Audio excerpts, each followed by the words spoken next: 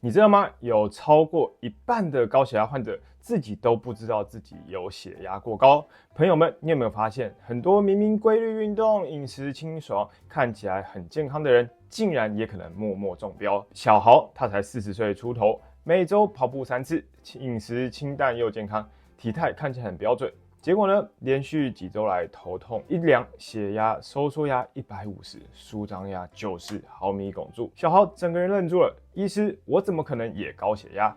这就是高血压可怕的地方，它往往没有症状，但一旦发作，就可能造成心脏病或中风。你可能觉得那是年长者的问题，但事实上，高血压是全球心血管疾病和死亡的重要可改善因子。今天我要揭开一个秘密。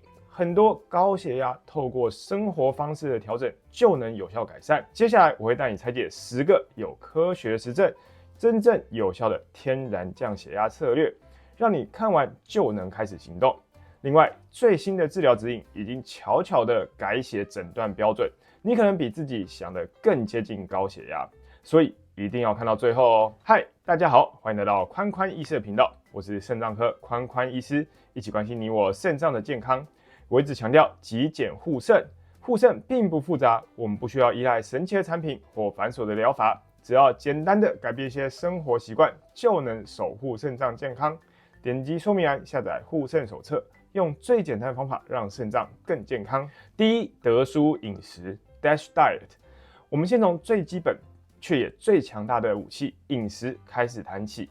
有一种经科学实证的饮食方法，可以让收缩压降低10到12毫米汞柱，效果非常明显，那就是德叔饮食法 （Dash Diet）。它的全名是 Dietary Approaches to Stop Hypertension。它不是什么花俏的减肥法，而是简单而实用，多吃全谷类、蔬果、低脂乳制品和白肉，吃得健康又均衡。提醒一下，肾功能不佳的人，在增加蔬果前最好咨询医师。第二，控制钠摄取。德叔饮食的核心之一就是控制钠的摄取量。卫福部建议，一般成人每天的钠摄取量不要超过2400毫克，换算成食盐大约是6公克，约1个茶匙的盐量。而对于高血压患者，美国心脏协会建议要更加严格。理想上限是每天钠摄取要低于1500毫克。你可能会想，我又不加盐，怎么可能会超标呢？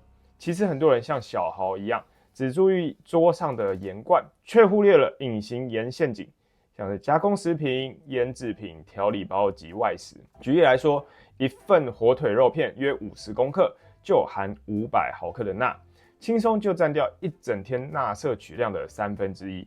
另外，海盐、喜马拉雅粉红盐和普通的食盐，虽然矿物质成分不同，但钠含量差不多，都要小心控制。如果减钠会让食物口味变得清淡，可以用大蒜、洋葱、柠檬或香料来增添风味，依然美味，而不是靠盐。研究显示，每天减少1公克的钠摄取，高血压的患者收缩压可以下降3.1毫米汞柱，正常血压者也能降1.6毫米汞柱。所以我们单纯减盐就能对血压带来明显的帮助。第三，增加钾摄取。如果钠是让血管紧张的推手，那么钾就是让血管放松的天然解药。钾能够促进血管舒张，并帮助肾脏排出多余的钠。研究显示，增加富含钾的食物可以让血压下降5到7毫米汞柱。像是香蕉、菠菜、地瓜、豆类都是钾的好朋友。重要提醒是，如果你有肾脏疾病或者正在服用保钾型的药物，务必先咨询医师，因为钾过量反而可能会危及生命。4. 体重控制。体重控制是高血压管理不可或缺的一环。这里有个简单的经验法则：体重每减1公斤，血压大约下降1毫米汞柱，效果比你想象的还要实在。第5，运动。考虑等长运动。运动是降血压的强力武器，建议每周至少150分钟中等强度的有氧运动，例如快走或慢跑。这样不只能够保持心血管健康，也能有效降低血压。再加上每周2到3次轻度阻力训练，像是轻量的哑铃或弹力带，效果会更好。过去我们总认为有氧运动是降压的唯一方式，但2023年英国医学杂志 BMJ 的一项大规模统合研究分析，给了我们意外的惊喜。最有效的降压运动竟然是等长收缩运动。什么是等长收缩运动呢？简单来说，就是肌肉用力，但关节保持不动，像是靠着墙做深蹲，就是典型的例子。研究显示，这些动作可以让收缩压降低高达8毫米汞柱，效果已经可以媲美标准剂量的单一降血压药物。这告诉我们，即使每天只花几分钟做几组的靠墙深蹲，也能带来明显的益处。最重要的是，选择你喜欢的运动，并持之以恒。每天几分钟就能累积最大的效果。不过这边提醒，如果你有心血管或关节问题，运动前还是建议先问过医师或物理治疗师。第六，限制酒精摄取。接下来，生活中有一些看似无害的习惯，其实可能正悄悄推高你的血压。饮酒必须严格控制，过量的饮酒会升高血压。根据台湾心脏科医学会建议，男性每周的酒精摄取量应该低于100克，大约是每天14克；女性应该低于50克，大约每天7克。一份标准饮料约含14克的纯酒精，换算成啤酒，大约就是1小瓶330毫升，酒精浓度4.5%。所以男性一天最多喝1瓶啤酒，女性半瓶就好了。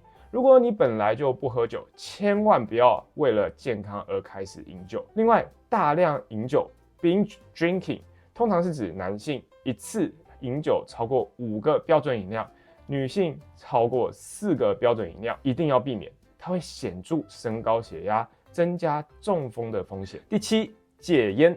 吸烟会立刻升高血压，尼古丁还会损害血管的管壁，使血管僵硬，长期推高血压，这是对心血管最致命的习惯之一，所以我们必须要彻底的戒烟。第八，确保充足的睡眠。每晚7到8个小时高品质的睡眠对心血管健康至关重要。若睡眠少于6个小时，高血压风险就会大幅增加。特别提醒，有些人即使睡足了时间，血压仍然难以控制。这个时候要注意一个常见顽固性高血压原因，那就是阻塞性睡眠呼吸中止症 （OSA）。这会让你夜间反复缺氧，刺激交感神经，持续推高血压。如果你白天极度疲倦或打鼾严重，一定要咨询医生进行进一步的检查。第九，慢深呼吸。急性压力会释放压力荷尔蒙，让血管收缩，血压瞬间飙升。好消息是有个立刻可以用的天然降压方法——慢深呼吸。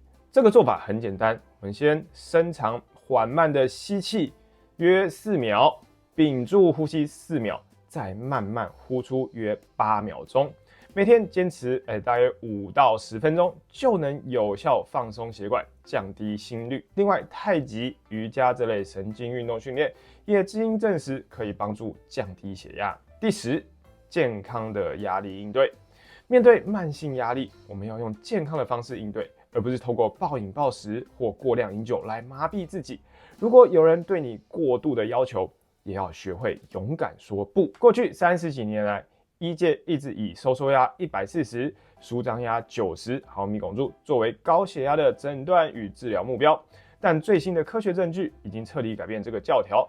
美国国家卫生院主导的 SPRINT 试验，针对高风险的族群提供了革命性的证据。研究比较了收缩压控制在140毫米汞柱的标准组和120毫米汞柱以下的积极组，结果惊人。积极组的心脏病与中风风险下降25%，死亡风险更降低27%。因此，最新的台湾心脏医学会建议，高血压诊断与治疗目标应定在低于收缩压130、舒张压80毫米汞柱以下。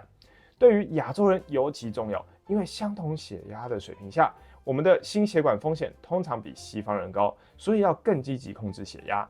另外，在医院量血压常常因为紧张而偏高，所谓白袍症，不完全反映真实的血压，所以我们推荐居家血压监测，它更接近日常的血压，也更能预测器官损伤和心血管事件。正确的方法，请记住722这个原则，连续7天，每天早晚量1次，每次测量2遍，这2遍间隔约1分钟，这样算出来的平均值才是诊断和调整治疗的黄金标准。总结一下今天的内容，今天我们分享了10种天然降压策略，从饮食的钾钠平衡到等长收缩运动的高效降压，再到管理压力与睡眠技巧。记住，改变不需要一次完成，持续性才是关键。如果你想要达到新的目标，血压降到130/80毫米汞柱以下，我给你一个挑战，从今天这10个策略中挑一个最容易开始的习惯，坚持下去。比如明天起，你愿不愿意仔细查看每份食物的钠含量，或者每天花约5分钟练习慢深呼吸训练？在评论区留言告诉我你选择了哪一项策略，让这成为你对健康的承诺。天然方法是强大的降血压基础，但不能取代医师的指导。如果你有肾脏病、心脏病或曾经中风，请务必把生活改变的计划告诉医师，确保在专业监督下安全有效的降血压。以上是我今天分享，感谢大家观看，希望今天分享对你们有所帮助。如果喜欢我的内容，欢迎按赞、订阅、分享、开启小铃铛，也别忘了点击说明栏下载护肾手册。我是肾脏科宽宽医师，一起关心你我肾脏的健康。我们下次见，拜拜。